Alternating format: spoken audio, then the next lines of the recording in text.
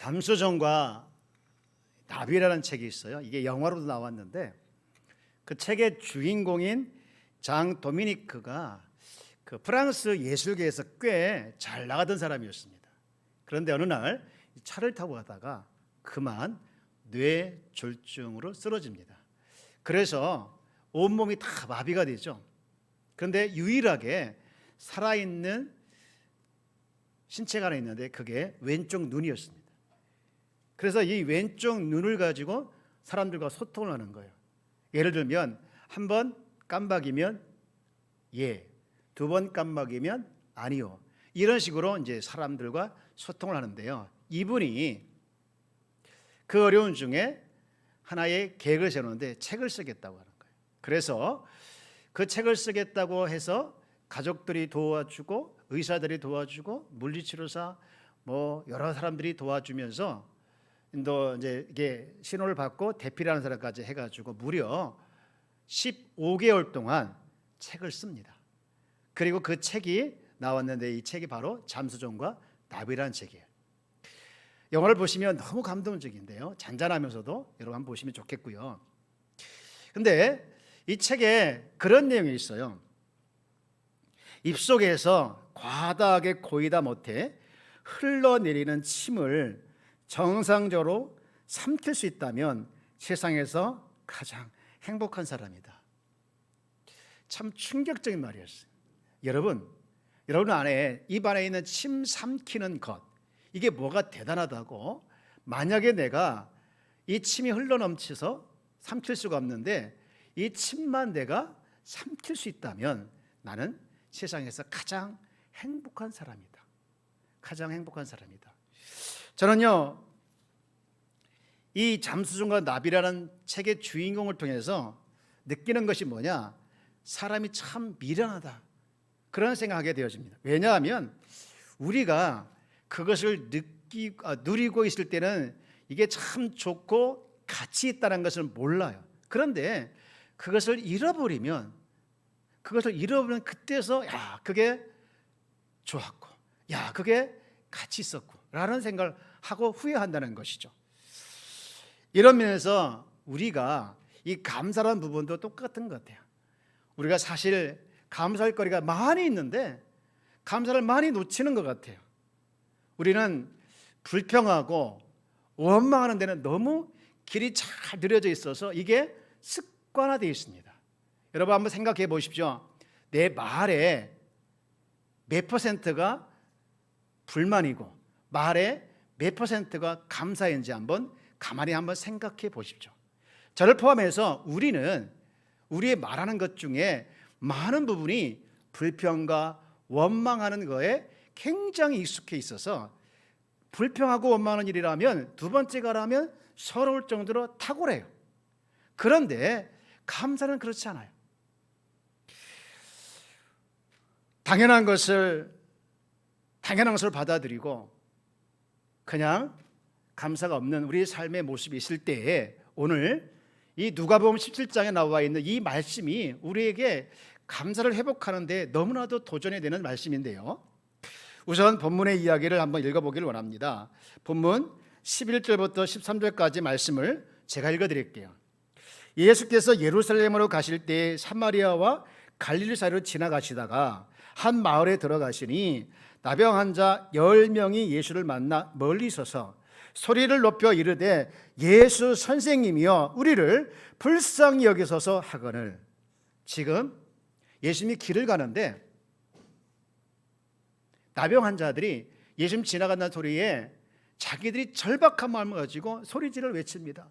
예수 선생님 우리를 불쌍히 여겨주세요, 우리를 고쳐주세요. 그렇게 소리지를 외치는 것을 예수님이 들으시죠.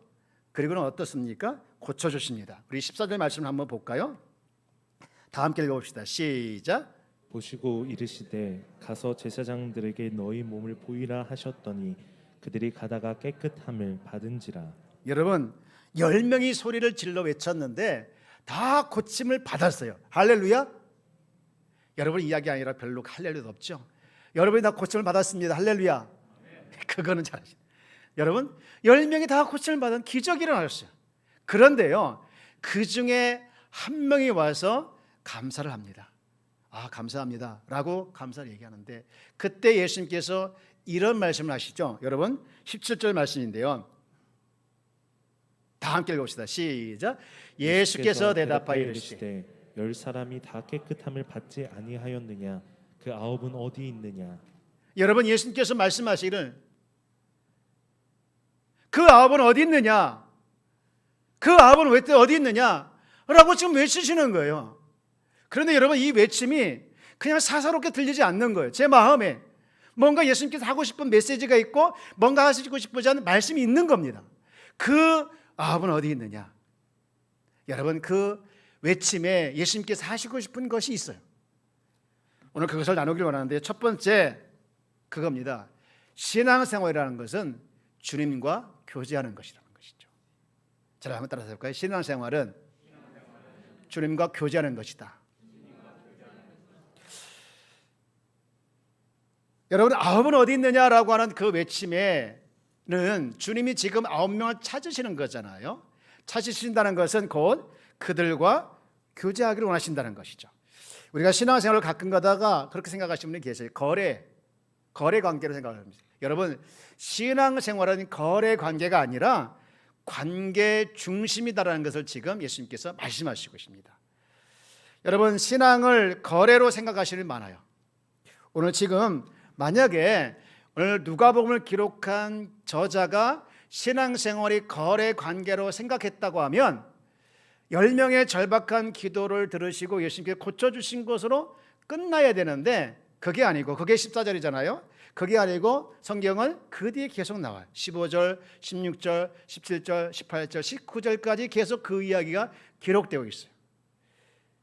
병 고침을 받기를 원했고 병 고쳤고, 그러면 끝나잖아요. 이것이 거래 관계입니다. 그런데 예수님께서 이 말씀을 통해서 하고 싶은 것은 신앙 거래가 아니라는 것이죠. 관계라는 것이죠. 여러분, 우리도 기도 생활 가만히 보면 거래할 때가 많지 않습니까? 여러분, 기도 생활 한번 보십시오. 주님 고쳐주세요. 주님 해결해 주세요. 주님 들어주세요. 그래서 들어주셨어요. 고쳐주셨어요. 그럼 뭐합니까? 감사합니다. 끝이잖아요. 제가 목사이잖아. 저도 한번 기도 내용을 잘 돌아봤어요. 근데 저도 똑같더라고요. 주님, 우리 교회 성도님 누가 아파요. 주님, 우리 교회 성도 중에 누가 사업을 하는데 힘들어요. 고쳐주시고 좀 잘 되게 해주십시오. 주님, 우리 교회가 연약해요. 좀 많이 부흥 좀 시켜주셔서 이 땅에 선한 영향을 끼쳤으면 좋겠어요. 제가 목사인데 이래도 체면이 있죠. 제가 기도하면 좀 들어주셔야 제가 체면에 설 거 아니겠습니까? 라고 협박할 때도 있어요. 그게 다 뭡니까? 거래관계예요. 거래관계. 어느 순간 제가 이게 기도가 잘못되고 있구나 생각했어요. 그리고 제가 기도 내용을 바꿨습니다. 무엇을 요구하기 전에, 무엇을 달라고 하기 전에 제가 먼저 하나님 앞에 주님을 먼저 생각했습니다. 내가 지금 주님 앞에 서 있고 내 앞에 계신 분은 주님이다 라고 생각하면서 그 주님 앞에 내 많은 기도 제목을 다다다다다다 내려놓고 땡 이게 아니라 하나씩 내려오면서, 하나님, 우리 성도가 아픈데 도와주세요. 그리고 왜 성도가 아프신지 주님 뜻이 무엇입니까? 우리 성도가 힘든데 좀 도와주세요. 왜 힘들까요? 주님 뜻이 무엇입니까? 라고 주님께 물어보고 주님께서 말씀하시는 것 들으려고 하고, 그리고 주님 뜻이 무엇인가를 알려고 하는 그런 기도로 제가 바뀌었어요. 여러분, 전과 나중이 무슨 차이가 있습니까? 전에는 그냥 쏘아붓고 들어주시고 안 들어주시면 안 됩니다라고 협박하듯이 그렇게 기도했던 나의 모습에서 뭡니까? 거래관계의 모습이 보여지고 있지만, 지금 바뀐 기도의 내용에는 주님과 나와의 소통하면서 내 중심에서 내 입장에서 주님을 바라보는 것이 아니라 주님 입장에서 나의 상황을 바라보려고 하는 그런 모습으로 바뀌면서 관계 중심으로 바뀌었다는 것을 제가 말씀드리고 싶어요. 여러분, 신앙생활이라는 것은 마치 10명의 나병 환자가 고침을 받고 끝나는 거래 관계가 아님을 가르쳐주고 있는데요. 요한복음에도 보면 요한도 마찬가지인데 이렇게 말하고 있어요. 요한일서 1장 3절에 보면, 우리가 같이 한번 읽어볼까요? 시작. 우리가 보고 들은 바를 너희에게도 전함은 너희로 우리와 사귐이 있게 하려 함이니 우리의 사귐은 아버지와 그의 아들 예수 그리스도와 더불어 누림이라. 아멘. 신앙은 하나님과 사귐의 관계이고 너와 나의 관계라는 거예요. 이것이 지금 본문에서 말하고 싶은데요, 에베소 2장 14절 말씀도 보면 똑같아요. 그는 우리의 화평이시니라 둘로 하나를 만들사 원수된 것 곧 중간에 막힌 담을 지어 화평하게 막힌 담을 자기 육체로 허시고, 자기 육체를 허시고. 왜 중간에 막힌 담을 허셨습니까? 하나님과의 관계에서 멀어진 것들을 다 없애주기 위해서 관계 중간에 막힌 담을 헐어주신 거예요. 그리고는 교제하기 위해서, 하나님과 교제하고 성도 간에 교제하도록 위해서 중간에 막힌 담을 헐어주셨다는 것이죠. 교회는요, 영과 영이 서로 신뢰하고 사랑하며 교제하고 또 기쁨을 누리는 것이 교회인 줄 믿습니다. 그래서 우리 교회 성도들은 말씀이 하시면 거래 중심의, 거래 관계의 모습이 아니라 관계 중심의 주님과 나와의 관계, 그리고 믿음 안에서 서로 영과 영화의 관계, 성도의 관계, 이런 관계 중심의 성도로 신앙생활하기를 주의 이름으로 축복합니다. 그런가 하면 두 번째, 지금 그 아합은 어디 있느냐라는 말씀 안에 주님께서 또 전하고 싶은 표현의 또 메시지는 무엇이냐? 두 번째는 이겁니다. 감사는 표현하라는 거예요. 감사는 표현하라는 거예요. 저를 한번 따라서 볼까요? 감사는 표현하라. 여러분, 감사는 표현하는 것인 줄 믿습니다. 제가 여러분에게 이런 질문 한번 해볼까요? 지금 10명의 나병 환자가 다 고침을 받았는데 성경의 기록은 한 명만 감사했다고 기록이 되어 있죠. 그러면 제가 이런 질문, 그러면 나머지 9명은 감사를 했을까요? 안 했을까요? 여러분, 눈치로 지금 성경에 안 했다고 되어 있잖아요. 제가 느끼기에는 권사님 생각과 똑같아요. 마음으로 한번 표현하지 않았을까? 마음으로. 여러분 생각해 보십시오. 나병 환자가 중병이잖아요. 쫓겨나서 집에서 누구도 아무도 돌보지 않는 사람, 그러다 거리에 방황하다 죽는 사람이 나병 환자예요. 그런 사람이 고침을 받다 생각해 보십시오. 그러면 감사한 마음이 당연히 들 거잖아요. 그런데 감사를 하지 않았다? 아마 속으로 표현하지 않았을까? 속으로. 혹시 또 제사장에게 내 몸을 보이라고 했으니까 제사장 앞에서 감사하겠습니다, 감사합니다라고 하지는 않았을까라고 생각을 해볼 수 있습니다. 그런데 여기서 이 주님의 외침 속에 이 감사가 무엇인가, 감사 속성이 무엇인가 중요하게 우리에게 가르쳐주고 있는데, 지금 한 명이 와가지고 감사합니다라고 말씀했을 때, 야, 뭐하러 왔느냐? 괜히 왔다, 그냥 속으로 감사하면 됐지라고 말씀을 하지 않았어요. 여기서 우리가 정말로 대부분이 놓치는 것이 하나 있는데, 그것이 뭐냐? 우리는 너무나도 당연한 것을, 너무나 사소한 것을 감사하지 않고 놓칠 때가 많아요. 부부간에도 마찬가지고, 부모에게, 자녀에게, 선생님에게, 친구에게, 고마운 분에게 우리는 마음으로 고맙다는 마음이 들고 있지만 실제로 표현하지 않으면, 그것이 실제 표현되지 않으면 감사가 아니라는 거예요. 여러분, 실제로 표현하는 것까지 가야 진짜 감사가 된다는 것이죠. 여러분, 우리는 고마움을 표현하는 것이 참 약해요. 사랑하는 여러분, 마음에 있는 고마움을, 마음에 있는 감사를 여러분에게, 고마운 사람에게 표현하기를, 고마운 분에 표현하기를 주의 이름으로 축원합니다. 제가 한 번은 몇 해 전에 우리 구역장님들과 같이 이제 구역 강사 훈련을 갔던 적이 있어요. 저기 동탄에 있는 시원교회 갔다 왔는데요, 제가 그 교회 가서 깜짝 놀랐어요. 그 교회 강당상에 뭐가 이렇게 표현 딱 적혀 있었냐면, 뭐라고 적혀 있었냐면 이거였어요. 인사만 잘해도 먹고는 산다. 여러분, 교회에서 이 표 붙이기 쉽잖아요. 최소한 교회는 요 정도는 돼야 되죠. 요 정도는 돼야죠. 그런데 인사만 잘해도 뭐는 산다? 이게 교회에다가 붙일 만한 표현은 아니에요. 그런데 나중에 이 하건수 목사님이 지은 책이 그 책이더라고요. 그래서 자기가 거기다 왜 그 표를 붙였는지를 설명했더라고요. 자기 어렸을 때 아버지한테 배운 두 가지가 있다는 거예요. 하나는 누구를 만나든지 인사를 하라는 거예요. 한 번을 만나면 한 번 인사하고, 두 번 만나면 두 번 인사하고, 세 번 만나면 세 번 인사를 하는 거예요.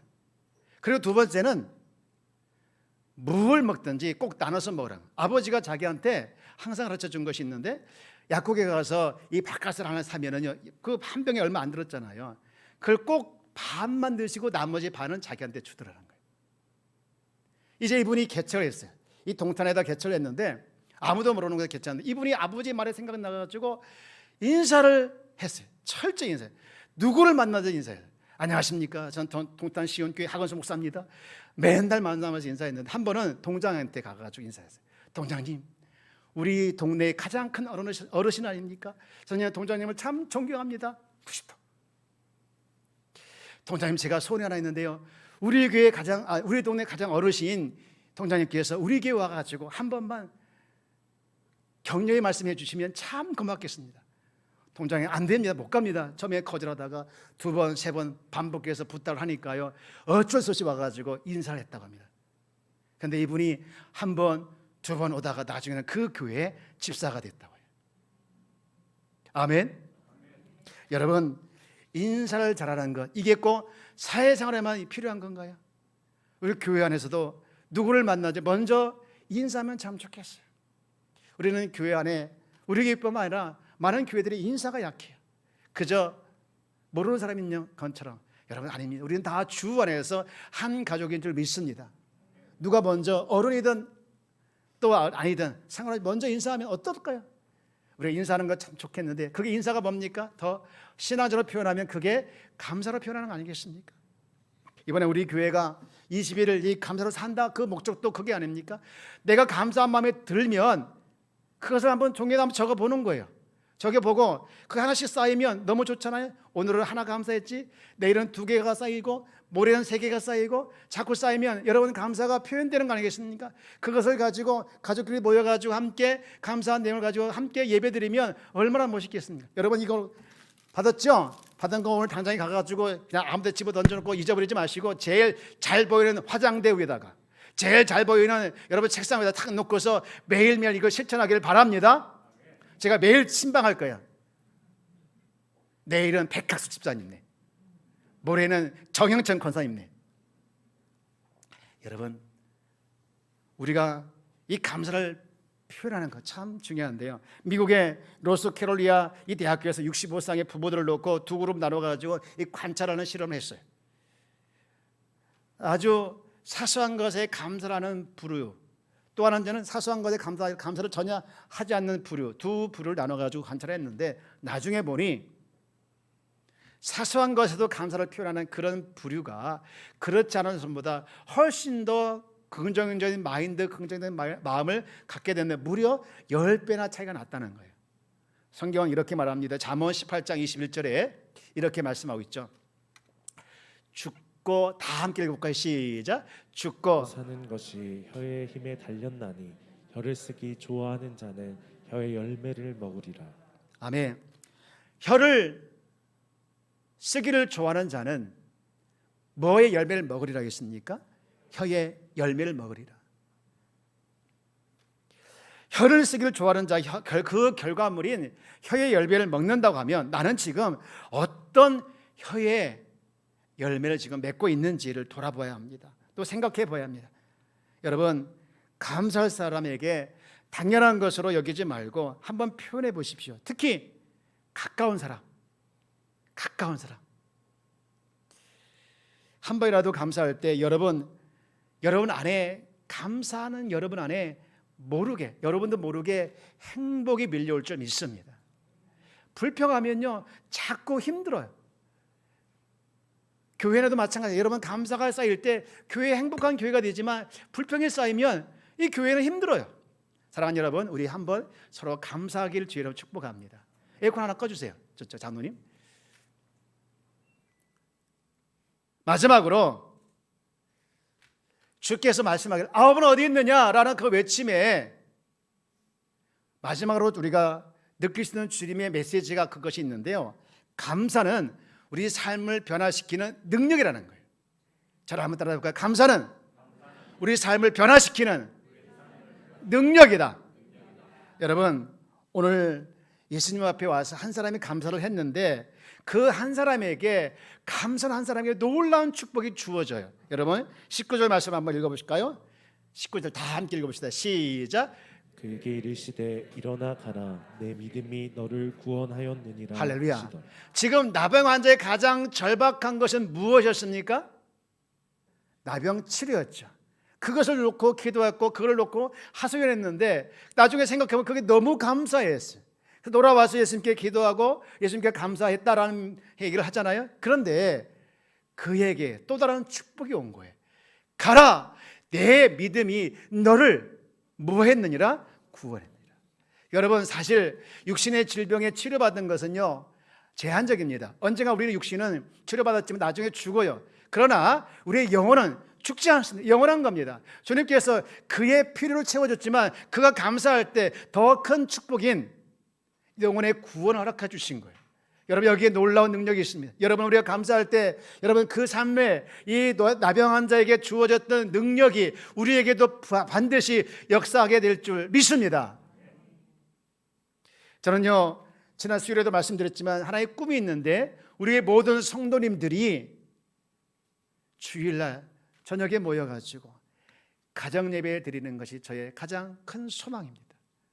그 가정 예배 드릴 때 한 가족이 둘러앉아가지고 지나간 삶을 돌아보며 무엇이 감사했는지 감사를 나누면, 특히 부부간에 손을 잡고 감사한 제목을 나누면 사이가 더 좋아질 줄 믿습니다. 여러분의 삶에 무엇을 그렇게 힘들게 하고 있습니까? 무엇에 짓눌려 있습니까? 무엇을 하여금 여러분을 하여금 당당하지 못하게 만들고 있습니까? 여러분의 삶에 정말로 작은 것이라도 한번 감사해 보십시오. 그러면 나를 놀랍게 변화시키는 그것이 능력이 될 줄 믿습니다. 그런데 중요한 것은 그 감사를 할 때, 감사의 표현을 할 때 그 감사를 하게 하는 동기가 무엇이 되어야 되느냐?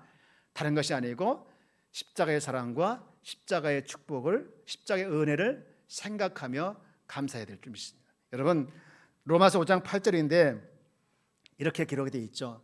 참 중요한 말씀인데 같이 한번 읽어볼까요? 시작. 우리가 아직 죄인 되었을 때 그리스도께서 우리를 위하여 죽으심으로 하나님께서 우리에 대한 자기의 사랑을 확증하셨느니라. 아멘. 우리가 죄인 되었을 때 그리스도께서 나와 여러분을 포함한 우리를 위해서 죽으심으로 말미암아 하나님께서 우리에 대한 자기의 사랑을 확실히 증거해 주셨다는 거예요.